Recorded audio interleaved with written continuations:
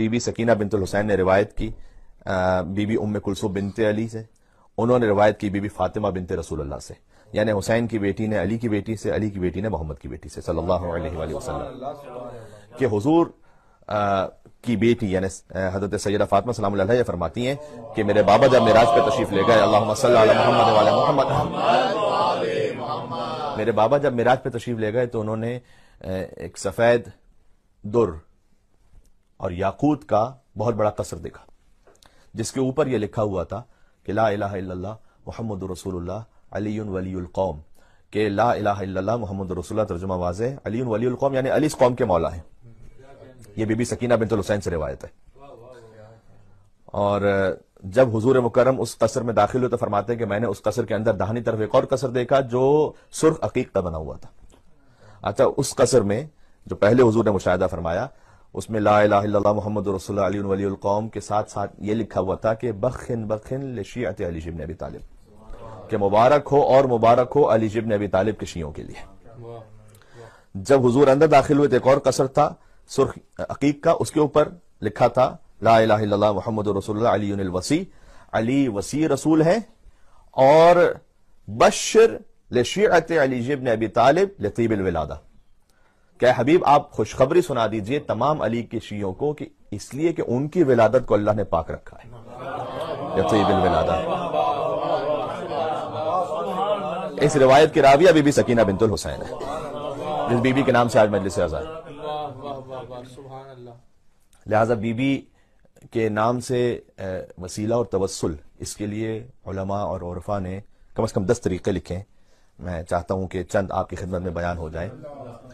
کہ سب سے پہلے تو یہ کہ سورہ مریم کی تلاوت کیجیے اور بی بی رقیہ یا بی بی سکینہ بنت الحسین، جو اہل شام، اہل عراق، اہل ایران رقیہ کہتے ہیں، اور اہل ہند و پاکستان بی بی سکینہ کہتے ہیں، ہدیہ کیجیے سورہ مریم کی تلاوت کر کے بی بی سکینہ بنت الحسین کو اور دعا مانگیں۔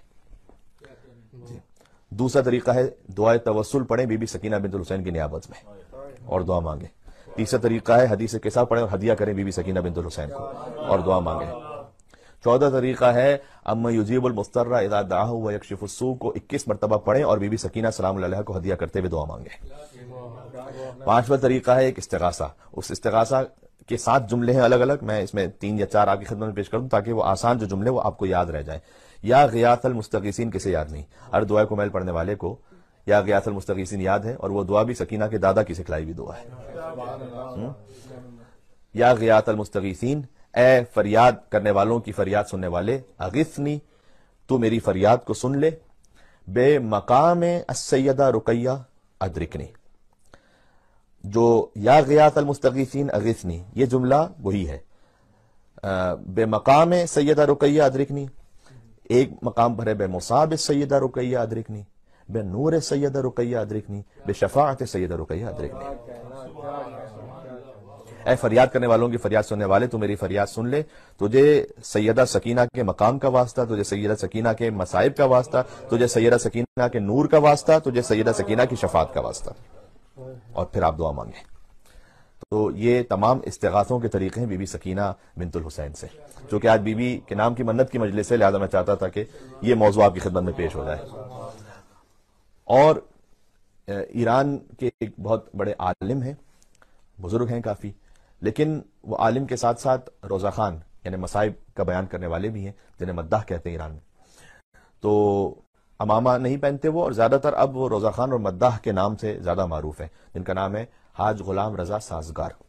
انہوں نے یہ بات بیان فرمائی، وہ خود بھی بزرگ ہیں، وہ کہتے ہیں کہ ایک اور بزرگ مداحی کرنے والے تھے امام حسین علیہ السلام کی، جن کا نام تھا آغا افشار۔ تو یہ خود بزرگ ہیں، یہ ایک اور بزرگ کا واقعہ سنا رہے ہیں جب دنیا سے جا چکے ہیں، کہ وہ بیان فرماتے ہیں تقریباً یہ آج سے 115 سال پہلے کی بات ہے، کہ آغا افشار یہ کہتے ہیں کہ میرے پیروں پر ایک ایسی چوٹ لگی کہ اس کے بعد میں کھڑا نہیں ہو پاتا تھا اور سنبھل نہیں پایا، اور یہاں تک کہ ہاسپٹلائز ہونا پڑا۔ اب لازمی سی بات ہے کہ تقریباً 115 سال پہلے کی بات ہے، تو میڈیکل سائنس اتنی زیادہ ایڈوانس نہیں تھی جتنی آج ہے۔ بہرحال میرے پیروں کا رنگ بدلتا گیا اور وہ نیلا پڑ گیا پیر، اور اس کے بعد پیلا پڑنے لگا، اور ڈاکٹرز نے آپس میں جب کچھ بات کہی تو وہ آپس میں انگلش میں بات کر رہے تھے تو میں نہیں سمجھ پایا کیا بات کہہ رہے ہیں، لیکن ایک اور شخص وہاں تھا، اس نے مجھ سے کہا کہ یہ تمہارے بارے میں جو بات ہو رہی تھی وہ یہ تھی کہ زہر تمہارے پیروں میں پھیل چکا ہے اور ٹانگ کاٹ دینے کے علاوہ اور کوئی چارہ نہیں ہے۔ تو آغا افشار یہ کہتے ہیں کہ میں ذاکر امام حسین اور ذاکر بی بی سکینہ تھا، تو اس وقت میں نے دل میں خیال آیا کہ امام حسین علیہ السلام سے توسل کروں، بلکہ اس سے بڑھ کر میں بی بی سکینہ سلام اللہ علیہ سے توسل کروں۔ اور اس کی وجہ یہ ہے کہ اگر آپ بڑوں سے کچھ کہیے اور وہ نہ بھی دے رہے ہوں تو بچے سے کہتے ہیں تو بچے اصرار کر لیتے ہیں۔ تو میں حسین کے خانوادے کی ایک بچی سے درخواست کروں کہ وہ اپنے بابا سے اصرار کریں کہ مجھے شفا عطا ہو جائے۔ اور وہ کہتے ہیں کہ میں اس رقت میں تھا کہ میں نے آغا صامت بروجردی کے اشعار پڑھنا شروع کی۔ آغا صامت بروجردی کی قبر آج بھی بروجرد میں ہے، صامتیہ ایک پارک ہے، اس کے اندر ان کی قبر موجود ہے، اور وہ بہت بڑے شاعر گزرے ایران میں جو مرثیہ گوئی کرتے تھے۔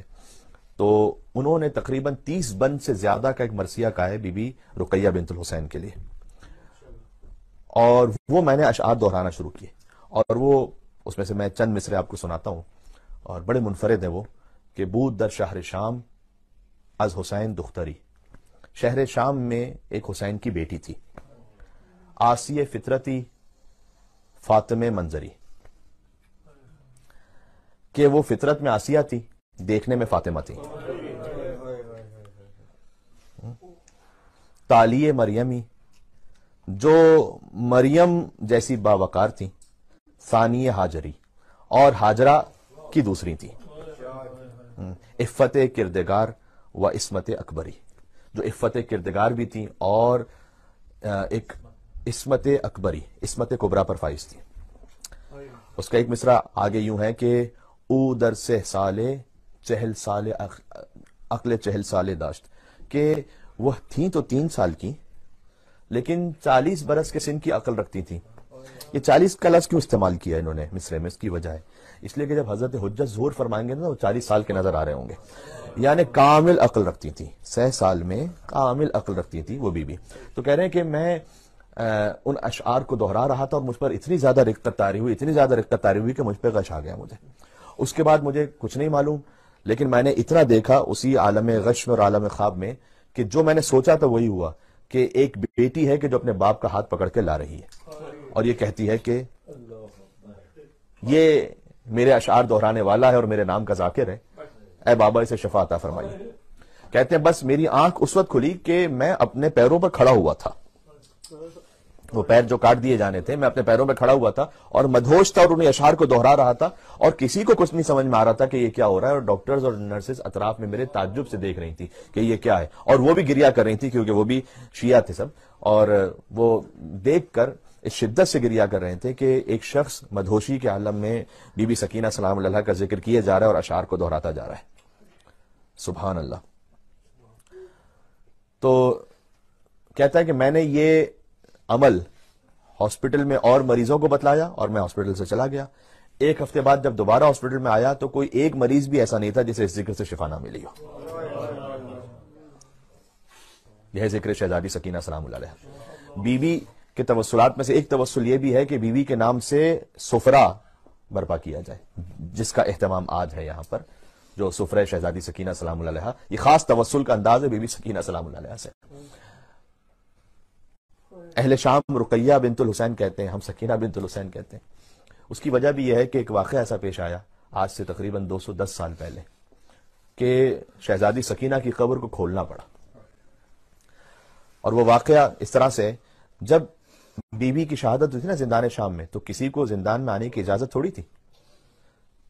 سن 61 ہجری میں واقع کربلا ہے، 132 ہجری تک بنی امیہ کی حکومت رہی ہے، تو 132 ہجری تک تو وہاں زندان میں کسی کو آنے کی اجازت بھی نہیں تھی کہ پتہ چلے کہ قبر کہاں پر ہے اور کون سی قبر ہے۔ تو یہ تو فقط مولا سید سجاد نے اپنی خواہر کو دفن کر دیا زندان شام میں۔ جب بنی امیہ کی حکومت ختم ہوئی نا تو لوگ آہستہ آہستہ آئے وہاں اور انہوں نے دیکھا کہ قبر ہے۔ اب یہ قبر کون سی ہوگی؟ تو شام والوں نے سمجھا کہ شاید یہ علی کی کسی بیٹی کی قبر ہو، شاید۔ تو انہوں نے کہا کہ بی بی زینب تو واپس گئی تھی، یہ تو سب کو معلوم تھا کہ بی بی زینب نے تمام مجلس برپا کی تھی، بی بی ام کلثوم بھی واپس گئی تھی، اور بی بی ام کلثوم کا وہ نوحہ جنہوں نے مدینہ پہنچ کر مدینہ تو جدنا لا تقبلینا پڑھا، وہ بھی زبان زد عام تھا. تو یہ تو نہ بی بی زینب ہے نہ بی بی ام کلثوم ہے. تو انہوں نے سوچا کہ ایک بیٹی تھی علی کی جن کا نام تھا رقیہ، حضرت مسلم ابن عقیل کی زوجہ، تو شاید یہ وہ ہوں گی. تو اس قبر پر تختی لگا دی گئی رقیہ بنت علی، اور سال ہا سال تک، صدیوں تک ایسا ہی رہا. رقیہ بنت علی کے نام سے وہ قبر معروف رہی. 210 سال پہلے ایک واقعہ پیش آیا. سید ابراہیم دمشقی، نجیب الطرفین سید، انتہائی پاکیزہ، با اخلاق، با تقوی. کتاب خیرت النسواں میں بھی واقعہ موجود ہے اور اجسام زندہ میں بھی ہے. میں دونوں کو ملا کر پڑھ رہا ہوں آپ کی خدمت میں. کہ ایک کتاب میں ہے کہ سید ابراہیم دمشقی کی بیٹیوں نے خواب دیکھا، 3 بیٹیوں نے، ایک کے بعد ایک. اور ایک کتاب میں ہے کہ خود انہوں نے خواب دیکھا کہ بی بی سکینہ سلام اللہ علیہا تشریف لائیں خواب میں، اور انہوں نے یہ فرمایا کہ میری قبر میں پانی رس رہا ہے اور تم نجیب الطرفین سید ہو، میرے بابا کی اولاد میں سے ہو، لہٰذا آپ اور آپ کی بیٹیاں فقط اہتمام کریں کہ ایک پردہ لگائیں اور اس قبر کو پختہ کریں. سکینہ کا چچا پانی نہیں لا سکا نا، تو گویا سکینہ کو نفرت ہو گئی تھی پانی سے. تو ابراہیم دمشقی یہ کہتے ہیں کہ چونکہ 3 دن تک یہ خواب آیا، تو میں گیا اس شہر کے گورنر کے پاس جو ترکی حکومت کی طرف سے وہاں پر تعینات تھا، اور میں نے ان سے جا کر یہ کہا کہ میں نے خواب دیکھا. اور ان کی کریڈیبلٹی اتنی زیادہ تھی کہ سب نے ان پر یقین کیا اور کہا کہ آپ ہی اہتمام فرمائیے. ایک پردہ لگا دیا گیا اور پردے کے اندر ابراہیم اور ان کی 3 بیٹیاں. بعض نے لکھا 1 دن کا واقعہ، بعض نے لکھا 3 دن کا واقعہ ہے. جنہوں نے لکھا 3 دن کا واقعہ ہے انہوں نے لکھا کہ بی بی سکینہ سلام اللہ علیہا کا معجزہ تھا کہ 3 دن تک نہ انہیں بھوک کا احساس ہوا نہ پیاس کا احساس ہوا، اور وہ قبر کی مرمت کرتے رہے. اب تک رقیہ بنت علی لکھا ہوا تھا وہاں. جیسے ہی انہوں نے اس قبر کو کھولا تو قبر ہوتی ہے نا ایک چورس کے انداز میں کہ 2 طرف سے پختہ ہو اور اس کے بعد زمین سے پختہ ہو، لیکن انہوں نے دیکھا کہ جیسے ہی انہوں نے تھوڑی سی مٹی ہٹائی تو ایک لاشا نظر آ گیا. اور واقعاً سوچنے کی بات یہ ہے کہ بیمار امام سید سجاد نے بندے ہوئے ہاتھوں کے ساتھ، جن ہاتھوں میں ہتھکڑیاں ہوں، اپنی بہن کو زندان شام میں کیسے دفنایا ہوگا. کوئی آلات تو نہیں تھے کہ قبر بنائی جا سکے، قبر کیسے کھودی جائے وہاں. سجاد نے انہی کند ہتھکڑیوں سے قبر کھود کھود کر بس اتنی جگہ بنائی کہ بہن کا لاشا سپرد خاک ہو جائے. اللہ اکبر. ذکر سکینہ سلام اللہ علیہا کی مجلس قبولیت حاجات کے لیے جہاں جہاں تک آواز جا رہی ہے، اور جو مومنین اسے سماعت فرمائیں وہ سب ہماری دعاؤں میں شامل ہیں. اور آپ تمام کی دعاؤں کی نیت سے اور حاجات کی نیت سے میں اس ذکر کو پڑھ رہا ہوں جہاں تک آواز جا رہی ہے. جو مومنین یہاں موجود ہیں وہ بھی، اور جو اسے بعد میں سنیں گے، اور جہاں جہاں تک آواز مومنین کی جا رہی ہے. یا اللہ. کہتے ہیں کہ جیسے ہی ہم نے اس تھوڑی سی مٹی ہٹائی تو ہمیں ایک لاشا نظر آیا، اور ایک چھوٹا سا لاشا تھا 4 سال کی بچی کا. تو ہمیں اتنا سمجھ میں آ گیا. سید ابراہیم دمشقی کہتے ہیں کہ یہ علی کی بیٹی تو نہیں ہو سکتی جو 4 سال کی ہو، تو یقیناً یہ حسین کی بیٹی ہوں گی. تو 210 سال پہلے پتا چلا کہ حسین کی ایک بیٹی زندان شام میں مر گئی تھی، اور وہ قبر وہاں حسین کی بیٹی کی بنی تھی. یا اللہ. تو وہاں رقیہ بنت علی کو ختم کر کے رقیہ بنت حسین لکھ دیا گیا، اس لیے وہ نام رقیہ اب تک وہاں لکھا ہوا ہے. بی بی رقیہ کے حرم میں وہ رقیہ بنت حسین اس لیے لکھا ہوا ہے. اور رقیہ کا مطلب ہے رونے والی، گریا کرنے والی. تو شام کی عورتوں کو معلوم تو نہیں تھا کہ اس بیوی کا نام کیا ہے، بس کہتے تھے کہ رونے والی مر گئی ہے، جو باپ پر روتی تھی وہ مر گئی ہے. سکینہ بھی بیوی کا لقب ہی ہے، نام تو فاطمہ ہے. مولا حسین نے فرمایا تھا کہ اللہ مجھے 100 بیٹیاں عطا کرتا، میں سب کا نام اپنی ماں کے نام پر فاطمہ رکھتا. سکینہ یعنی باپ کے دل کا سکون، رقیہ یعنی باپ پر رونے والی. اب سید ابراہیم دمشقی کہتے ہیں کہ میری 3 بیٹیوں نے وہ جنازہ نکالا اور میں نے قبر کو پکا کرنا شروع کیا. تو میری بیٹیاں ہر کچھ دیر بعد چیخ مار کر روتی تھی.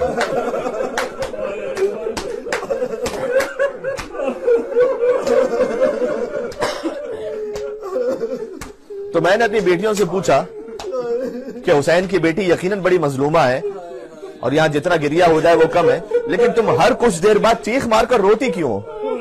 تو انہوں نے کہا کہ بابا جب ہر کچھ دیر بعد ہماری نگاہ رخساروں پر پڑتی تھی.